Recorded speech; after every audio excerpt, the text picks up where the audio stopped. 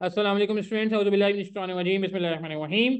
वबिशवाली सदरी वयस्सिर अमरी वाहलुल उक़दतम मिन लिसानी यफ़क़हू क़ौली वबिज़्निल इल्मा। अच्छा जी, स्टार्ट करते हैं जी। आज का सेशन पोस्ट ग्रेड सेशन जो है एमएफए का शुरू होने जा रहा है जी। एंड हम पहले एजेंडा लिख लेते हैं post grade session.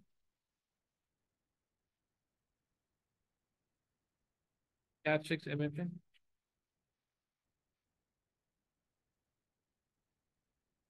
Bye south. अच्छा, मेरे इंट्रोडक्शन की ज़रूरत इसलिए नहीं है, प्रीवियस वीडियोज़ में आपको मेरा इंट्रोडक्शन मिल जाएगा। आज का एजेंडा पहले डिस्कस कर लेते हैं। आपको पता है ऑटम 24 के लिए हम जा रहे हैं और स्प्रिंग 24 का रिजल्ट आ चुका है। आज के एजेंडे में सबसे पहले हम बात कर लेते हैं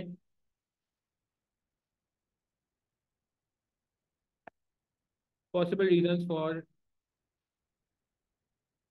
अनसक्सेसफुल रिजल्ट इन एमएफए। अच्छा, आपको पता है एमएफए में कितने परसेंट बच्चों ने पास किया इस बार? किसी ने स्टैट्स देखे? कितने परसेंट स्टूडेंट्स ओवरऑल पाकिस्तान में एमएफए में पास हुए? किसी को याद आ रहा है? वो जो आई के अपने रिलीज किया है परसेंटेज। हाँ। और किसी को पता है? चैट के थ्रू बताएं बाकी लोग भी। कितने परसेंट बच्चे पास हुए? बिल्कुल 50% से ऊपर जी, 53% ऑलमोस्ट। तो यार, अगर हम आधे ज़्यादा बच्चा पास हो गया है और फिर भी हम पास वालों में नहीं आए हैं, तो इट मीन्स कि कोई मसला तो हुआ है, कोई प्रॉब्लम तो हुआ है, कोई इशू तो है। ऐसा नहीं है कि कोई गड़बड़ है, गड़बड़ तो है। गड़बड़ तो है क्योंकि देखें, आईके को खुदा ना खासा कोई हमसे दुश्मनी थोड़ी है। उसने आधे ज़्यादा बच्चे पास कर दिए तो हमें भी पास कर सकता था। तो पहले हम बात कर लेते हैं कि रीज़न क्या है, क्योंकि देखिए, जब तक रीज़न नहीं पता होगा तो हम काम नहीं कर सकते। इसी के साथ साथ हम बात करेंगे, जो मैं कॉस्टिंग के सेशन में भी कह रहा था, कि हमें करना चाहिए कि पॉसिबल रेमेडियल एक्शंस क्या हैं।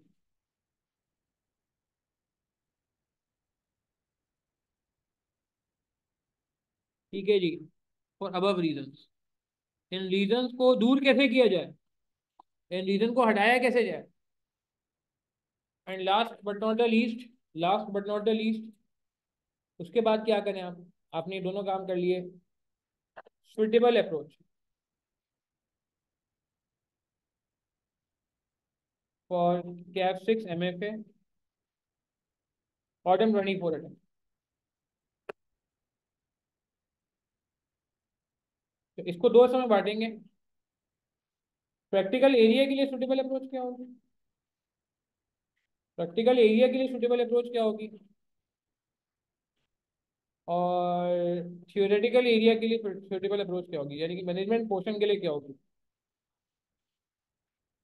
फाइनेंशियल एरिया के लिए क्या होगी? Practical area means financial area और मैनेजेरियल एरिया। ठीक है जी, बात समझ आ रही है। टाइम कम है, ऑटोमोलॉजी का पेपर मेरा नहीं ख्याल कि हम अभी कर सकेंगे। ठीक है जी।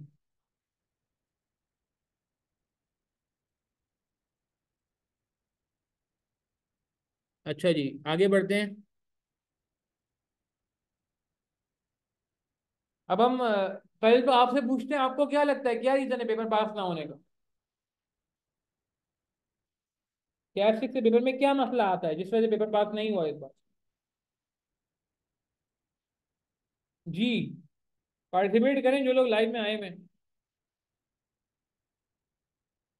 अच्छा देखें, एक चीज मैं क्लियर कर दूं, ये सेशन इक्वली इंपॉर्टेंट है उन लोगों के लिए भी जो पहली बार एमएफए दे रहे हैं। उसकी वजह यह है कि जो उन बातों का तस्करा भी किया जाएगा, जिन रीजन पे बात की जाएगी, तो उन रीजन को आपने पहले दिन से ओवरकम करना है, यानी कि अब से ओवरकम करना है। यानी कि आपने अपनी अटेम्प्ट बचानी है।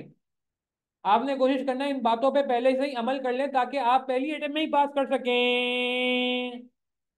और अनफॉर्चुनेटली कोई अगर पास नहीं कर पा रहा है तो उसको, तो ये सारी बातें सीरियसली देखनी पड़ेंगी। मगर ये मैंने कहा, ये ना हो कि आप समझें कि ये सिर्फ उन स्टूडेंट्स के लिए है, नहीं, ये सब स्टूडेंट्स के लिए है जो फर्स्ट अटेम्प्ट दे रहे हैं, उनके लिए भी इंपॉर्टेंट। अच्छा, possible reason for unsuccessful result, पहले हम जरा रीजन पे बात कर लेते हैं।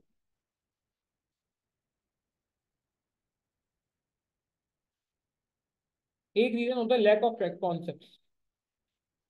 तो कॉन्सेप्ट नहीं है हमारे पास। इसके रेमेडियल एक्शन पे ही बात करेंगे। यही फॉर्मेट हमने अभी कॉस्टिंग का जो पोस्ट रिजल्ट बैच रखा उसमें भी यही फॉर्मेट रखा था। Lack of concept. कॉन्सेप्ट गलत है जब भी एमसीक्यू भी गलत हो रहे हैं, कॉन्सेप्ट गलत है जब भी सवाल भी सही नहीं हो रहा। कॉन्सेप्ट सही नहीं है इसका मतलब है कि कोई मॉडल भी पिक नहीं होता, पेपर में अप्लाई भी नहीं होता। एमसीक्यूज की मैंने एक किताब बनाई हुई, आपने वो किताब देखी है जिसमें मैंने 300 प्लस एमसीक्यूज डाले हैं? जी जरवा, आपको पता है एक मेरी किताब है एमसीक्यूज की, उसमें वो अलग बात है कि थोड़े बहुत एमसीक्यूज जो है वो लास्ट 2 टाइम पहले जो चेंजेस हुई थी थोड़ी बहुत, वो उसमें इनकॉर्पोरेट नहीं है, बाकी मेजोरिटी आप उसको यूज कर सकते हो। सॉल्व किए थे एमसीक्यूज वो आपने वहां से? हो रहे थे वो? क्योंकि मैं इसलिए कह रहा हूँ क्योंकि एमसीक्यूज पे आप सही कह रहे हैं कि प्रॉब्लम आता है, मगर एमसीक्यूज के लिए हमारे पास एक अच्छी बात यह है कि एक डेडिकेटेड किताब बनी हुई है, थोड़ा बहुत सहारा हो जाता है उससे। मैं ये नहीं कहूँगा सारे एमसीक्यूज वहीं से छपते हैं, ऑब्वियसली मुनासिब नहीं है ये बात ये क्लेम करना, मगर एक आइडिया हो जाता है। तो कॉन्सेप्ट एक पक्का करें। मैं कहूँगा पहले तो ये सबसे इंपॉर्टेंट चीज़, उस पर कोई कॉम्प्रोमाइज़ नहीं है। बहुत सारे लोग थ्योरी केसेस में रट्टा लगाने की कोशिश करते हैं, गलत है जी, गलत है। जब तक आपको समझ ही नहीं आएगा पोर्टर 5 फोर्सेज इंडस्ट्री एनालिसिस के लिए आया है, जब तक आपको समझ ही नहीं आएगा कि बार्गेनिंग पावर कस्टमर की ज्यादा होगी तो क्या होगा और बार्गेनिंग पावर कस्टमर की कम होगी तो क्या होगा, आपको अगर समझ ही नहीं आएगा कि यार मतलब जिसे कैश काउ की निशानियां क्या होती है, कैश काउ क्यों कहा जाता है कैश काउ, हाँ बोस्टन मैट्रिक्स की बात हो रही है। आपको अगर समझ ही नहीं आएगा कि वैल्यूएशन एनालिसिस के जो फैक्टर है इसमें प्राइमरी और सेकेंडरी में क्या फर्क है, तो अगर ये बातें समझ में नहीं है ना तो गड़बड़ गड़बड़ हो जाएगी। बिल्कुल जरवा, इसमें तो कोई दो राय नहीं है, कॉन्सेप्ट आपका बहुत तगड़ा होना चाहिए वरना एमसीक्यू में प्रॉब्लम होगी, बिल्कुल सही बात है, इसमें कोई दो राय नहीं। तो पहले तो अपने कॉन्सेप्ट से काम करें, प्लीज अवॉइड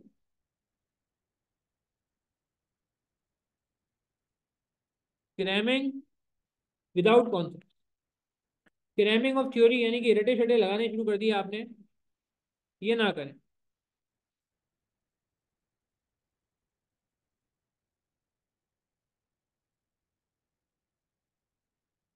क्या ये बात समझ आती है? क्लियर है बात हमें? अच्छा, दूसरा जो मसला नजर आता है वो ये आता है, अच्छा ये सिर्फ कॉन्सेप्ट की बात इसके लिए नहीं है, प्रैक्टिकल पोर्शन के लिए भी कि जी मुझे तो एनपीवी के सवाल में बहुत प्रॉब्लम होती है। कुछ स्टूडेंट कहते हैं सर हमें बजटिंग के प्रॉब्लम में प्रॉब्लम होती है, इसलिए आपके कॉन्सेप्ट स्ट्रॉन्ग नहीं है, आपको कॉन्सेप्ट स्ट्रॉन्ग करने की जरूरत है। बजटिंग बहुत प्रैक्टिकल टॉपिक है और पेपर में भी आप देखें काफी आ रहा है। एनपीवी नेट प्रेजेंट वैल्यू का सवाल लाजमी आएगा क्योंकि वो बीएफडी के अंदर भी आ रहा था। अच्छा एक बात मैं और कर दूं, जो लोग अनफॉर्चुनेटली एमएफए पास नहीं कर सके उनको मैं ये कहूंगा कि आप दिल बर्दाश्त ना हो, आप यहाँ जो एफर्ट करेंगे अगर आपने एक सिंसेरिटी का एफर्ट की है इंशाल्लाह आगे जाके, तो वो एफर्ट आपको बीएफडी का जो पेपर है सी फैप में और सी फैप 3 एसपीएम का जो पेपर है, वो उन दो पेपर में आपको हेल्प करेगा ये पेपर। ये तो दो पेपर्स की समझो बेस बनाई जा रही है आपकी। तो मैं यही कहूंगा कि अगर आप समझे वापस ले रहे हैं तो आप समझे इन्वेस्टमेंट करें, आप समझे आप आगे की बेस अभी स्ट्रॉन्ग करें। मैं ये नहीं कह रहा कि इससे आपका बीएफडी पूरा हो जाएगा या एसपीएम की सारी तैयारी हो जाएगी, नहीं ऐसा नहीं है, मगर कुछ सहारा हो जाएगा, कुछ डायरेक्शन मिल जाएगी, कुछ बेस बन जाएगी। बेस बनने से ये होता है कि आपको आगे पढ़ने में ज्यादा दुश्वारी नहीं होती है। तो पहले तो हमने ये बात कर ली कि भैया हमने कॉन्सेप्ट को स्ट्रॉन्ग करना है, क्रैमिंग नहीं करनी है, चाहे कॉन्सेप्चुअल चाहे फाइनेंस पोर्शन हो या मैनेजरियल पोर्शन हो, हमारे कॉन्सेप्ट पे कोई कॉम्प्रोमाइज नहीं होना चाहिए। हमें ये नहीं होना चाहिए कि इसका सवाल ना है इसका सवाल ना है। दूसरा ये एक मसला आता है lack of practice. Lack of practice से मैं बात करता हूँ, फाइनेंस पोर्शन की प्रैक्टिस नहीं की, समझ लिया था अच्छे से मगर प्रैक्टिस नहीं की, ये एक रीजन होता है। अच्छा, एक और रीजन होते हैं जो मैं अब बात करने जा रहा हूं कि lack of practice of managerial area. Managerial area की भी प्रैक्टिस नहीं की, या कि मैनेजरियल एरिया की प्रैक्टिस का क्या मतलब है? मैनेजरियल एरिया की प्रैक्टिस का मतलब है थ्योरी की रिटन प्रैक्टिस। ईमानदारी से बताएगा जितनी प्रैक्टिस आपने फाइनेंस पोर्शन के लिए की थी, क्या आपने उतनी प्रैक्टिस जो है, प्रैक्टिस का मतलब है क्वेश्चंस को सॉल्व करना, ओरली नहीं, बुलेट वाइज नहीं, प्रॉपर। क्या आपने पेपर में जाने से पहले जितनी प्रैक्टिस फाइनेंस पोर्शन की थी उतनी प्रैक्टिस मैनेजरियल एरिया की थी? ये और नो जवाब दे ईमानदारी, जो लोग रिकॉर्डिंग से रेफर करें वो अपने दिल पे हाथ रख के जवाब दें। हाँ क्या कहते हैं, ऐसा किया था? अच्छा, इसका 75% किया था कि अगर यहाँ पे आपने 100% प्रैक्टिस की तो यहाँ उसका 75 किया, चलो इतना कर दिया हो, इतना किया था। रिटर्न प्रैक्टिस की बात कर रहा हूँ मैं, ओरल की बात नहीं कर रहा। वर्बल की बात नहीं कर रहा, पेपर ओरल नहीं होता ना भाई। बुलेट पॉइंट की बात नहीं कर रहा। 100% आपने नहीं किया, ठीक है, क्या आपने 100 नहीं 75% बराबर किया हो? बाकी लोग भी पार्टिसिपेट करें, लेकिन बहुत कम लोग पार्टिसिपेट करें चैट में, मैं देख रहा हूँ। हाँ, अगर लेट से इसको आपने 100 घंटे दिए प्रैक्टिस करने के लिए, तो इसको 75 दिए समझाने के लिए कह रहा हूँ। अगर इसको आपने 50 घंटे दिए, तो इसको 37.5 घंटे दिए समझाने के लिए कह रहा हूँ। अच्छा चलो 100 नहीं, 75 नहीं, 100 का 50% प्रैक्टिस की है यार, आधी प्रैक्टिस भी की है। रिटन फॉर्म में, रिटन फॉर्म में, वर्बल नहीं, ओरल नहीं। हाँ, बाबा मुझे बताए ना यार, कैसे चलेगा? कैसे चलेगा? 50% भी अगर हम नहीं टाइम दे रहे हैं इसकी प्रैक्टिस को। मैं पढ़ने की बात नहीं कर रहा, मैं प्रैक्टिस की बात कर रहा हूँ, मैं क्वेश्चन के सोल्यूशन की बात कर रहा हूँ। क्वेश्चन है, स्टडी टेस्ट के आखिर में क्वेश्चन मिल जाते हैं। मेरी किताब फॉलो की तो मैं तो आपको सीफैप के पासवर्ड भी करा रहा होता हूँ लिमिटेड से। मैं तो आपको कैट के पुराने रेलिवेंट पासवर्ड भी करा रहा होता हूँ। फिर स्टडी टेस्ट के सवाल भी हम कर रहे होते हैं। फिर डिसीजन एम भी सॉल्व कर रहे होते हैं। तो प्रैक्टिस मटेरियल तो हमारे पास थ्योरी के लिए भी बहुत है।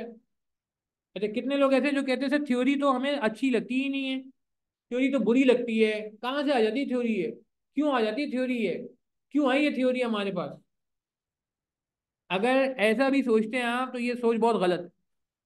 थ्योरी नहीं होगी तो पास ही नहीं होगी। और आगे जाके सीफैप में तो आप देखें, ये बात समझें, ये बात समझें कि जो बात आप यहाँ कर रहे हैं, ये तो आगे जाके पेपर टफ होने के हैं। आज 50-53% रिजल्ट आ रहा है, ब्लेसिंग इन डिस्गाइज। सीफैप में तो इतना नहीं आता, सीफैप में 20-25% रिजल्ट आ जाए, बड़ी बात है। तो भाई मैं ये कहना चाह रहा हूँ कि आज ही अपने आप को आप समझाएं कि नहीं यार, ये काम करने पड़ेंगे, मुझे बुरा लगे या अच्छा लगे।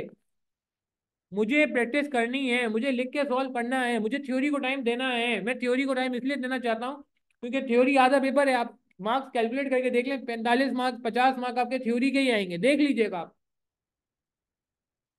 तो यार बेवकूफ़ी हो जाएगी ना अगर मैं थ्योरी पे काम ना करूँ। मैं वापस रिपीट कर रहा हूँ, मुझे ओरल आपके सॉल्यूशन से कोई सरोकार नहीं है। मैं इंटरेस्टेड नहीं हूँ कि आप बुलेट बना के सॉल्व कर रहे हैं, मैं इंटरेस्टेड हूँ कि आप फुल फ्लेज सॉल्व करें जैसे पेपर में करते हैं। पेपर के लेवल का आप सॉल्व करें, मैं उसको प्रैक्टिस मानता हूँ, मैं बाकी किसी चीज़ को प्रैक्टिस नहीं मानता। और इसके लिए मैं एक बहुत इंपॉर्टेंट बात भी करूंगा कि मैनेजरियल ये की प्रैक्टिस कैसे करनी चाहिए। अच्छा, और एक मसला ये आता है कि सर हम ना पेपर में पैनिक कर गए। ये एमएफए में कम होता है, सीएमए में ज्यादा होता है। Panic during exam, sir confidence खत्म हो गया। एनपीवी का इतना मुश्किल सवाल आया कि उसको सवाल को उठाते ही मुझे लगा कि अब पेपर गया हाथ से। तो ये भी एक रीजन होता है। अच्छा, इसकी रेमेडी पे बात कर लेते हैं। अच्छा, दो रीजन और मुझे लगता है कि भैया बहुत सारे लोग ये करते हैं कि पेंडिंग लेक्चर, आखिरी महीने पेंडिंग लेक्चर कवर कर रहे होते हैं, जो कि बुरी बात। आखिरी हफ्ते लेक्चर कवर करे होते हैं, जो कि बहुत और बुरी बात। और बुरी बात। नहीं यार, ये नहीं होना चाहिए, ये गलत बात, ये गलत बात। आपके लेक्चर टाइमली कवर हो ताकि लास्ट मंथ के करने के काम आप कर सके। लास्ट मंथ बहुत सारे काम करने होते हैं, मॉक सॉल्व करने होते हैं, रिवीजन बहुत तगड़ा करना होता है।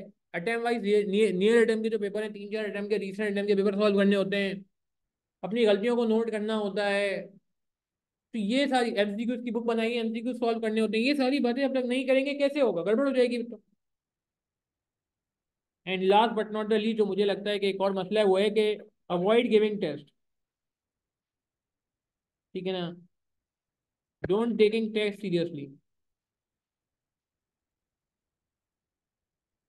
यार, हम पूरा प्लान आपसे शेयर करें जिसमें हर वीक के में लिखा हो कि जी किस वीक में कौन से टॉपिक का टेस्ट होगा। हम उस प्लान में एक फाइनेंशियल पोर्शन अलग रखें और मैनेजरियल पोर्शन अलग रखें। एक टेस्ट में एक फाइनेंशियल पोर्शन, एक मैनेजरियल पोर्शन, ताकि दोनों चीज़ें साथ साथ चलती रहें। हम ये प्लान आपको पहले से कम्युनिकेट करते हैं पूरी अटेम्प्ट का, और फिर भी आप टेस्ट ना दें तो यार टीचर पे क्या गुजरेगी? मुझे बताया ना ईमानदारी से। सोने पे सुहागा ये कि वो टेस्ट बाकायदा चेक होके वापस मिल रहा है। ये भी नहीं कि टेस्ट लेके रख लिया, टीचर ने बोला खुद ही चेक कर लेना, नहीं, बाकायदा चेक करके वापस मिल रहा है आपको, मार्क्स मिल रहे हैं आपको वापस। फिर आप टेस्ट नहीं दे रहे यार, मैं इसको क्या बोलूँ? तो सिंसेरिटी नहीं हुई ना, आपने सिंसेरिटी नहीं की, ऑनेस्टली काम नहीं किया, इंसाफ नहीं किया पेपर के साथ। ये टेस्ट इसीलिए होते हैं ताकि आपको आई ओपनर समझते हैं, आंखें खुल जाएं, पता चल जाए कि हम कितना पीछे हैं, पता चल जाए कि हमें क्या मजीद करने की जरूरत है, पता चल जाए कि हमें कितनी और मजीद तैयारी करनी है, रादर के वो भांडा आपका आखिरी महीने फूटे, रादर के लास्ट मंथ में जाके पता चले कि आप कितना पीछे हैं। ये बात आपको पहले पता चल जाए ताकि आप पहले पता चल जाएगी तो ओवरकम कर सकते हैं, कम बैक कर सकते हैं। कम बैक कर सकते हैं। क्या मैं बुरी बात कर रहा हूँ? हाँ। टेस्ट सीरियस लेते हैं क्या हम? ईमानदारी से बताइएगा। कोई ऐसा है जिसमें सारे टेस्ट दिए हो अपने टीचर के? मुझसे ना भी पढ़ाओ, किसी और से पढ़ाओ। हमने लास्ट टाइम 7 टेस्ट कंडक्ट किए हैं, और यकीन करें आखिरी टेस्टों तक तो पहुंचते पहुंचते इतनी कम क्वांटिटी हो गई टेस्ट देने वालों की, मैं क्या बताऊं। ऑनलाइन टेस्ट है, ये भी नहीं फिजिकल आके देना है, ये भी नहीं फिजिकल आके देना है यार, घर बैठे टेस्ट दें आप। देखें ना नहीं, कैसे चलेगा यार? टेस्ट तो देखें, जरूरी है ना, आपको पता चलेगा कि आपको कितनी मजीद मेहनत की रिक्वायरमेंट है। तो ये कुछ रीजन है। रेमेडियल एक्शन क्या होंगे बताते जाएं। क्या रेमेडियल एक्शन होगा? कॉन्सेप्ट को स्ट्रॉन्ग करें, ये टेक प्रॉपर क्लासेस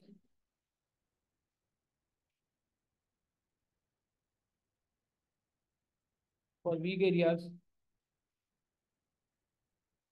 ठीक है ना, कॉन्सेप्ट को कॉम्प्रोमाइज के बगैर ना जाए, कॉम्प्रोमाइज किए बगैर जाएं, कॉन्सेप्ट को कॉम्प्रोमाइज ना करें रट्टे की खातिर। रट्टे की खातिर नहीं, ये आपको अपने कॉन्सेप्ट को स्ट्रॉन्ग करना होगा। लेक्चर लेने पड़ रहे हैं तो लेक्चर लेने पड़ेंगे, क्या करें। अच्छा, आपको लगता है कि नहीं यार, ये उस सवाल का जवाब है, लोग पूछते हैं लेक्चर लें या ना ले। लेक्चर लेने के लिए मैं कहूंगा कि अगर आपको पुराने टीचर की बात समझ आती है तो पहली प्रायोरिटी आप अपने पुराने टीचर को दें। अगर आपने खुद ही लेक्चर नहीं लिए थे, आपका टाइम नहीं बचा था लेक्चर लेने का, या आपने 2x में लेक्चर ले लिए थे, तो यार इसमें फिर मैं समझता हूँ कि टीचर की क्या गलती है। बट आपको लगता है कि नहीं, आपने प्रॉपर ढंग से लेक्चर लिए थे, एक नहीं दो बार ले लिए थे, जिन चीज़ों में मसला होता है, फिर भी आपको बात समझ नहीं आई, then you always have the option to change the teacher. मगर ये सोच समझ समझ के फैसला करें, ये बात तो तय, कॉन्सेप्ट को पक्का करना होगा एग्जाम्पल्स के थ्रू, कॉन्सेप्चुअल कॉन्सेप्ट को पक्का करना होगा रियल लाइफ के थ्रू। खाली ऐसे थ्योरेटिकल बातों पे पेपर पे नहीं बैठ सकते। पेपर में वैसे ही थोड़ा बहुत कुछ ना कुछ सिनेरियो बना के दिया जाता है। तो दूसरे नंबर पे lack of practice of finance portion में इसका बहुत आसान सा हल है कि मेक न्यू रजिस्टर, एक नया रजिस्टर बनाएं आप। फाइनेंस पोर्शन की बात हो रही है, वर्किंग वाले एरिया की बात हो रही है, एंड स्टार्ट प्रैक्टिस है, and start solving from zero,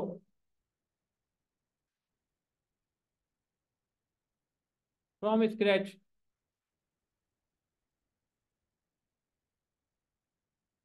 scratch से स्टार्ट करें, जीरो से स्टार्ट करें, जो होगा उसको होगा, भूल जाए। भूल जाए। मैं एज्यूम कर रहा हूँ रजिस्टर तगड़ा बना हुआ है आपका। मैं एज्यूम कर रहा हूँ कि आपके कॉन्सेप्ट में मसला नहीं है, इसलिए जो बातें थी वो सारी रजिस्टर में लिखी हुई हैं। मैं एज्यूम कर रहा हूँ कि आपको अब सिर्फ प्रैक्टिस करनी है, जो कि आप इंडिपेंडेंटली सेल्फ स्टडी बेसिस पे कर सकते हैं, आपको अब क्लासेस की जरूरत नहीं है।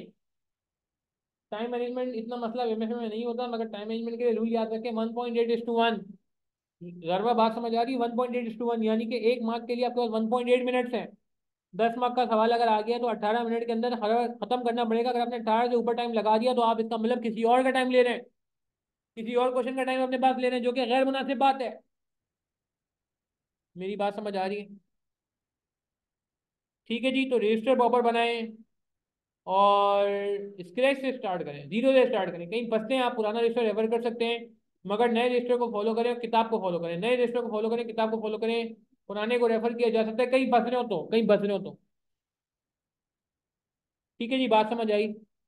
अच्छा, मैनेजरियल एरिया के लिए ये बहुत इंपॉर्टेंट है, इसके लिए सी बिलो। इसमें लोग डंडी मारते हैं, इसके लिए डंडी मारते हैं, इसके लिए तरीका देख लें, हाउ टू कवर थ्योरी। ठीक है, ऊपर देखना। ये टेक्निक मैं सी सेप के स्टूडेंट को ही बता रहा हूँ, तो आप समझें ये टेक्निक आपको आगे भी काम आएगी। जो बातें मैं आज से कर रहा हूँ, देखिए मैं अलहमदिल्ला एमएसए 2 तक पढ़ा रहा हूँ, सी सेप भी पढ़ा रहा हूँ, आखिरी पेपर जो सीए का होता है एमएसए 2 में, वो भी पढ़ा रहा हूँ।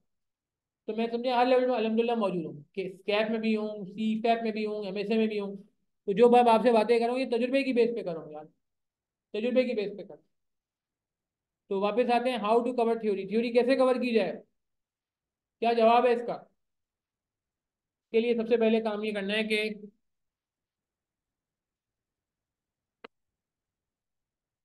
Read and strengthen your concept.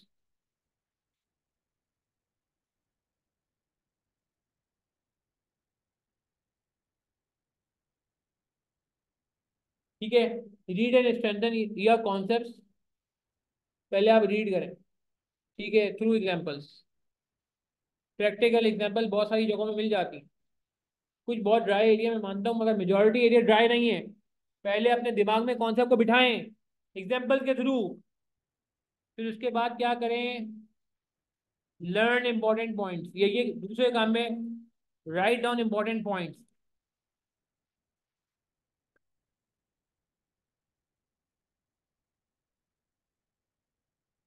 To make your own summary, to make your own summary, अपनी समरी बनाने के लिए।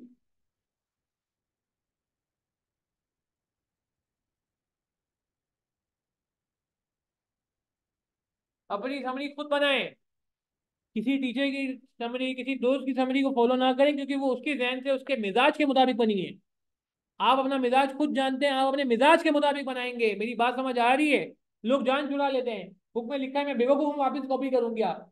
फलां स्टूडेंट जो दोस्त ने नोट बनाए, मैं बेवकूफ हूँ, फलां कॉपी करूँ क्या? नहीं भाई, आपने अपना काम करना है, उसने अपना काम कर लिया है यार। आप क्यों भाग रहे हैं? ये सवरियां मैं आपको सीरियस बता रहा हूँ, आपको सीफेप में भी काम आएंगी, और मैं इतनी बड़ी स्टेटमेंट दे रहा हूँ, ये MSA 2 लेवल तक भी जा सकती हैं। वहां पे ये फाइनेंशियल पोर्शन की बातें आती हैं, पोर्टर 5 फोर्सेस वहां भी आता है यार, बोस्टन मैट्रिक्स वहां भी पूछा जाता है। ऑब्वियसली मुख्तलिफ स्टाइल से, मुख्तलिफ अंदाज से, मगर बिल्कुल पूछा जाता है यार। आपने थ्योरी कवर करने के लिए रीडिंग की है, अपने कॉन्सेप्ट को स्ट्रॉन्ग करने के लिए प्रैक्टिकल एग्जांपल को रेफर किया, चाहे गूगल से कर लें, चाहे नेट से कर लें, चाहे चैट जीपीटी से कर लें, चाहे AI से कर लें, मगर अपने कॉन्सेप्ट को खुदारा पक्का करें, उसके बाद अपने पॉइंट को कहीं लिखें, अपनी समरी बनाएं। तीसरे नंबर पे learn important point from your summary, वो जो इंपॉर्टेंट पॉइंट आपने कहीं नोट किए थे उनको लर्न करें, उनको याद करें। देखें ये बातें मैं आपसे कर रहा हूँ, आपको समझ आए, आप और स्टूडेंट को भी बताएं यार, पता नहीं किससे किसको फायदा हो जाए। Learn important points.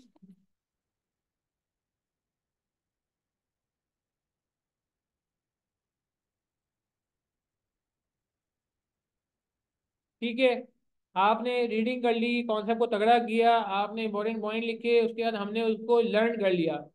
अब क्या करें? Solve practice question completely, that is not in bullet points.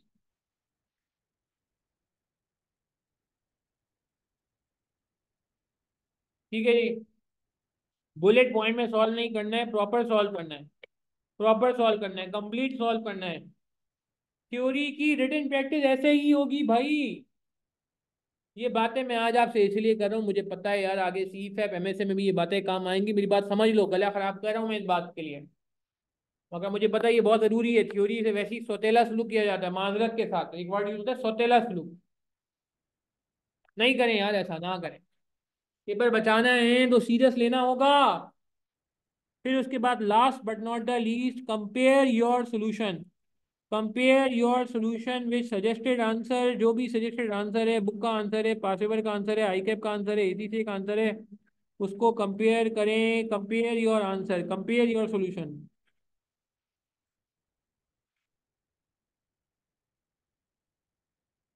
With suggested solution, identify missing point. आपने बहुत अच्छा आंसर बनाया अपने लिहाज से, उसमें 4 पॉइंट है, मगर ICAP ने ऐसा आंसर बनाया कि इसमें 2 मजीद पॉइंट है, तो 2 पॉइंट को आप अलग से डिफरेंट कलर से लिख लें। क्या जा रहा है?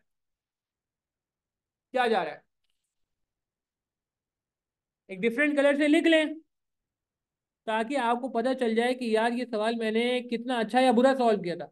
प्रॉब्लम नहीं है, पूरा सवाल ICAP से आपका कभी मैच नहीं होगा, बहुत कम चांस है, बहुत कम इम्कान है, मगर बहरहाल आपको पता चल जाएगा कि आप कितना दूर है। थ्योरी में मैं बता रहा हूँ लोग प्रॉब्लम में आते हैं, ये टेक्निक आपको इंशाल्लाह ऑडिट की प्रैक्टिस में भी हेल्प कर जाएगी, और इंशाल्लाह ये फन में भी हेल्प करेगी इंशाल्लाह।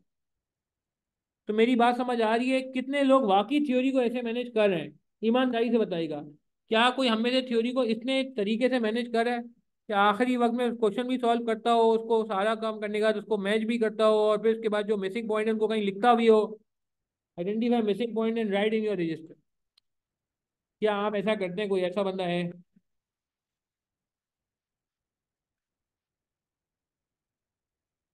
ठीक है जी, बात समझ आ रही है? तो थ्योरी के लिए एक बहुत डेडिकेटेड अप्रोच है जो मैं समझता हूँ होनी चाहिए, क्योंकि मैंने नोट किया है थ्योरी के साथ सौतेला सलूक किया जा रहा होता है, क्वेश्चन की प्रैक्टिस में काफ़ी टाइम लगाया जाता है। हाँ, जिनकी थ्योरी स्ट्रांग है, जिनको थ्योरी मजेदार लगती है, वो वाइस वर्सा कर रहे होते हैं, मगर ऐसे लोग कम होते हैं, ज़्यादा सी में वो लोग होते हैं जिनकी कैलकुलेशन स्ट्रांग होती है। क्या आपको मेरी बात समझ आ रही है? क्लियर है बात हमें? Is this fine? इसको नोट कर लें प्लीज, इसको नोट कर लें, फिर इसको भी नोट करना है, ये जो हम लेफ्ट हैंड पे लिख रहे हैं।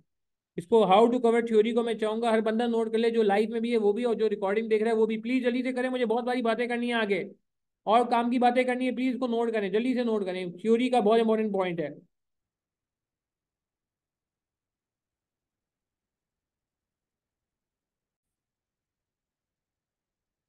अच्छा, पैनिक करते हैं एग्जाम में, ये कुछ लोगों को मसला होता है।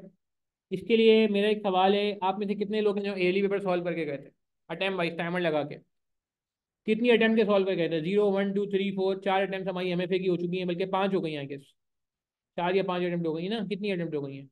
कितने आपने पेपर सॉल्व किए थे? कितने सालों के पेपर सॉल्व किए थे टाइमर लगा के प्रॉपर, पूरे पूरे 3 घंटे 15 मिनट का टाइमर लगा के, क्यूटी एरिया हटा के? बताएं, जवाब दें, शाबाश। एक किए थे, दो किए थे, तीन किए थे? एक साल का मतलब है दो दो पेपर्स किए थे इधर भाई, या एक अटेम्प्ट के पेपर किए थे आपने? इसके लिए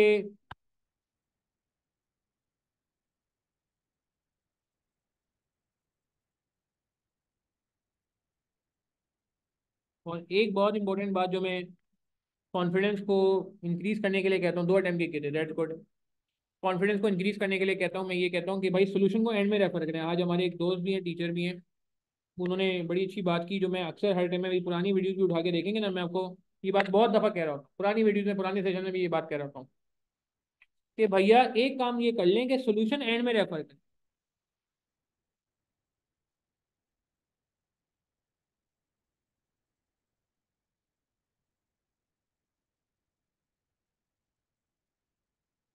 क्या मतलब वो इस बात का? हमने कोई सवाल सॉल्व किया, सवाल सॉल्व किया, यहाँ आके फंस गए। सवाल सॉल्व हो रहा था सही तरीके से, यहाँ पे आके फिगर नहीं मिली। तो हम क्या करते हैं, कुछ लोग ऐसा करते हैं कि यहीं पे सोल्यूशन रेफर करके जो फिगर आ रही होती है लिख देते हैं, फिर आगे बढ़ते हैं, चलते रहते हैं, चलते रहते हैं, चलते रहते हैं, चलते रहते हैं, सॉरी, फिर कहीं मसला आता है वापस सोल्यूशन देख लेते हैं, फिर चलते रहते हैं, फिर अब इस तरह से होते होते सवाल पूरा हो जाता है। मगर इसमें मसला ये आता है कि आपका कॉन्फिडेंस नहीं बनता, पेपर में आप पैनिक कर जाते हैं। पेपर में पैनिक कैसे करते हैं, लॉजिक सुनिएगा। पेपर में पैनिक इस तरह करते हैं कि जब आप यहाँ, तो आपको घर पे या जब भी आप कहीं बैठे लाइब्रेरी पे सॉल्व कर रहे थे, तो आपको यहाँ पे सोल्यूशन मिल गया, आपने सोल्यूशन रेफर कर लिया, आप आगे बढ़ गए। पेपर में कौन सोल्यूशन दिखाएगा? कौन दिखाएगा? कोई भी नहीं होगा। अब जब पेपर में आपको कोई सोल्यूशन नहीं दिखाएगा, तो आपको यहाँ वसवस से आते रहेंगे, ख्याल आते रहेंगे कि पता नहीं मैं सही कर रहा हूँ नहीं कर रहा। पहले भी ये ख्याल आते थे जब आप घर में सॉल्व करते थे या लाइब्रेरी में करते थे, मगर उस वक्त ये ख्याल थोड़ी देर का होता था, क्योंकि आप अगले ही लम्हे क्या करते थे, सोल्यूशन चेक करके कंफर्म कर लिया करते थे, आया आपने सही किया है तो आगे बढ़ जाते थे, गलत किया होता था तो उसको सही करके आगे बढ़ते थे। पेपर सिनेरियो में ये आपको फ्रस्ट्रेशन क्रिएट करेगा, प्रॉब्लम क्रिएट करेगा, आपके लिए परेशानी होगी। कुछ लोग 2 मिनट बैठे रहेंगे, कुछ लोग 5 मिनट बैठे रहेंगे, कुछ लोग 10 मिनट भी बैठे रहेंगे, जो कि मैं समझता हूँ कि मुनासिब बात नहीं। और पेपर में कॉन्फिडेंस भी जाएगा, और आपको एंड तक के लगेगा पता नहीं ये सवाल मैंने सही किया है या नहीं किया, कहीं सही किया है या नहीं किया। तो सर इसका हल क्या है? हल ये है कि भाई आप इसको खुद से सॉल्व करें, चलते रहें। आप जो समझ आ रहा है उसको सॉल्व करके जंप करके आगे बढ़े, जो समझ आ रहा है सॉल्व करके आगे बढ़े। जो समझ आ गया क्या होगा, गलत होगा ना, वैसे ही कौन सा आता था आपको? तो गलत भी हो गया तो कोई मसला नहीं, आता तो वैसे भी नहीं था आपको, ठीक है थोड़ा टाइम लगा मगर कोई बात नहीं। मगर मैं आपको अपना तजुर्बा बताऊं, मैंने बीएमटी के पेपर के लिए जब मैं सी फैप में था, तब मैंने ये टेक्निक इस्तेमाल की कि नहीं यार, मैं रुकता नहीं था, मैं बट चलता रहता था। आप यकीन करें, यकीन करें, यकीन करें, क्या हुआ मेरे साथ 50% केस में तो वही हुआ जो डर था। यानी कि मैं गलत ही सॉल्व करता रहा, और गलत ही सॉल्व हो गया, एंड तक मैं गलत गलत लेके चला उस फिगर को। मगर बाकी 50% में ऐसा हुआ कि मेरा सही भी हो गया, तो उसने मेरा इतना कॉन्फिडेंस बूस्ट किया कि मुझे यकीन आने लगा यार मैं खुद भी कर सकता था। मुझे मोहताजगी की जरूरत नहीं है हर बार सोल्यूशन रेफर। मैं ये नहीं कहता सोल्यूशन रेफर ना करें, सोल्यूशन रेफर करें, मगर आखिर में, एंड में जब पूरा सॉल्व कर लें फिर रेफर करें, और फिर जो गलतियां आई उनको नोट कर लें कि लेट से 3 गलतियां आई, पहली गलती ये आई थी, दूसरी गलती ये आई थी, तीसरी गलती ये आई थी। मिस्टेक लॉक जिसे मैं कहता हूँ, मिस्टेक लॉक से फायदा ये होगा कि वो फिर आपको बार बार वो सवाल सॉल्व नहीं करना पड़ेगा। क्या ये बात समझ आ रही है मैं क्या कह रहा हूँ? आप देखिए, ये टेक्निक्स हैं, तजुर्बे की बेस पे आपको बता रहा हूँ, तो आपको काफ़ी आसानी हो जाएगी इंशाल्लाह, काफ़ी आसानी हो जाएगी। क्या ये बात समझ आती? Are we clear till this point? हाँ। अच्छा, पेंडिंग लेक्चर्स और दूसरा मैंने क्या किया कि इसको एक और काम किया कि solve attempt wise papers with time constant plus solution at end, solution end में रेफर करें। पेंडिंग लेक्चर के लिए टाइमली लेक्चर लेने की जरूरत है। और टाइमली टेस्ट दें यार, टेस्ट जब हम आपके लिए कंडक्ट कर रहे हैं, बाकायदा चेक करके वापस भी दे रहे हैं, फिर क्या मसला, फिर तो कोई वजह नहीं बनती। मेरी बात समझ आ रही है? ठीक है। तो ये बातें थी मुझे आपसे करनी थी। अप्रोच क्या होनी चाहिए, what is the suitable approach. तो एक अप्रोच तो मैंने आपको बता दी, थ्योरी की ये रही। प्रैक्टिकल एरिया के लिए अप्रोच क्या होनी चाहिए।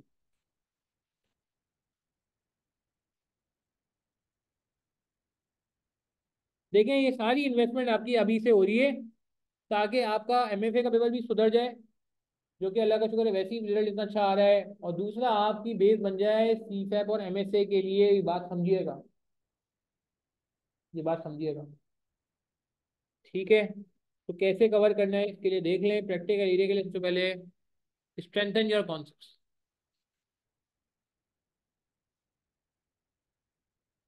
के बाद आपने करनी है हैवी प्रैक्टिस। ये मैं कॉस्टिंग वालों को भी ये बात करके आया हूँ अभी अभी। जब ये दो काम हो जाएंगे, ये दो काम में बहुत टाइम लगेगा, बहुत टाइम लगेगा। प्रैक्टिस करना है पूरी किताब, होमवर्क के क्वेश्चन भी सॉल्व करने हैं। नहीं, साथ साथ लेके चलें, मैं समझता हूँ पेपर में भी साथ साथ लेके चलें ज़्यादा, क्योंकि मसला ये है कैलकुलेशन में टाइम ज़्यादा लगता है। तो अगर आपने कैलकुलेशन में ज़्यादा टाइम लगा दिया पेपर के स्टार्ट में और फिर आपके लिए थ्योरी में टाइम नहीं बचा, तो वो भी मसला है ना। ज़रवा क्या कहते हैं पेपर में, ये अच्छा सवाल आपने किया कि लोग कहते हैं पहले थ्योरी करें या पहले प्रैक्टिकल करें। तो इसका जवाब यही है कि नहीं, साथ साथ लेके चलें, ताकि दोनों चीज़ें साथ साथ चलती हैं ना, तो मैनेज करना आसान होगा। ठीक है ना। खाली थ्योरी पहले करेंगे तो उसमें भी ये डर है कि थ्योरी में ज़्यादा टाइम लग गया तो कैलकुलेशन के लिए टाइम कम बचेगा। नहीं, रूल ये होता है पहले आप आसान सवाल करें, जो आपको सबसे आसान लगता है, जिसमें आपको लगता है फुल मार्क्स से करीब आ सकता है, पहले वो सवाल करें, भले वो थ्योरी का हो या कैलकुलेशन को, I don't mind. Second number पे उसके बाद नेक्स्ट बेस्ट वाला, फिर थर्ड नंबर पे उसके बाद नेक्स्ट बेस्ट वाला, ताकि आपका कॉन्फिडेंस खुलता रहे, आपका कॉन्फिडेंस इंक्रीज होता रहे। और फिर एक वक्त ऐसा आएगा जब कॉन्फिडेंस इतना ज्यादा हो जाएगा कि आप कहेंगे यार कुछ भी आ जाए सामने मैं सॉल्व कर लेता हूँ। ठीक है ना। तो ये अप्रोच लेके चले। अच्छा, थर्ड नंबर पे आते हैं, और उसके बाद आपने अटेम्प्ट वाइज पेपर पे फोकस करना है, जो मैं पहले बता रहा था। ठीक है। Don't refer solution before completing your answer.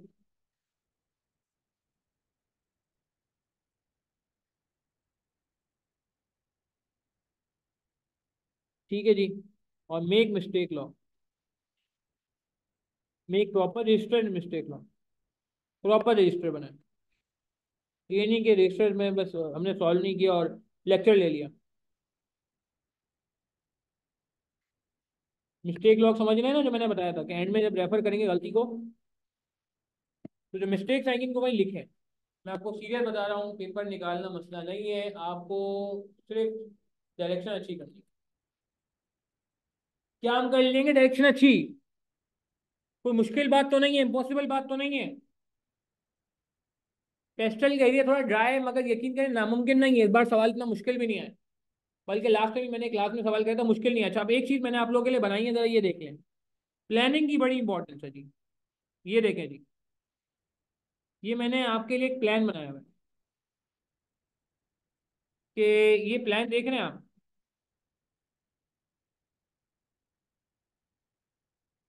किस कलर से करें। प्लान देख रहे हैं आप कि कितने मिनट्स का और कितने घंटे का कौन सा लेक्चर है, स्टार्ट से लेके एंड में बात आ रही है, ग्रेड ए से ग्रेड बी से, कहाँ से। अच्छा, कैलकुलेशन और थ्योरी साथ साथ चल रही, साथ साथ चली। पहले थ्योरी आ गई, फिर थ्योरी आ गई, फिर कैलकुलेशन आ गई ग्रेड सी से, आप समझ रहे हैं। फिर वापस कैलकुलेशन आ गई, कैलकुलेशन आ गई, फिर थ्योरी आ गई, फिर थ्योरी आ, मतलब आप पूरा, आपको पता है कि कितने कितने घंटे के लेक्चर्स हैं, क्या ड्यूरेशन है। आपने सिंपली अपनी टारगेट डेट फिल करनी है, ये एरिया आपने फिल करना है, ये एरिया आप फिल करें। उसके बाद जब ये आप फिल कर लेंगे, इसको मैच करें किससे, इसको मैच करें जो एक्चुअली डेट है, जो एक्चुअल डेट यानी कि जब आपने कवर किया उसको भी फिल करें। तो आपको पता चलेगा कि आप कितना पीछे हैं, ये कितना आगे। ये प्लान मैंने एक्सेल में ही बना दिया है आपके लिए। ये चाहें तो आप इसको डेट वगैरह को अपने पास जो है वो एक्सेल में लिख लें यहाँ पे। ये प्लान किसी को चाहिए तो मुझे कांटेक्ट कर लें आप नंबर पे मेरे।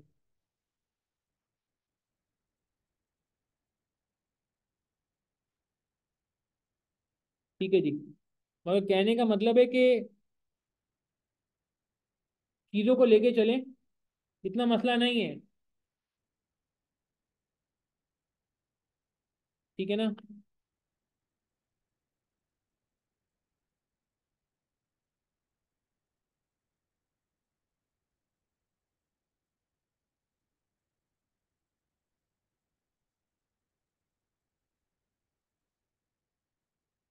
सॉरी, यहाँ पे नहीं, वो उधर पे।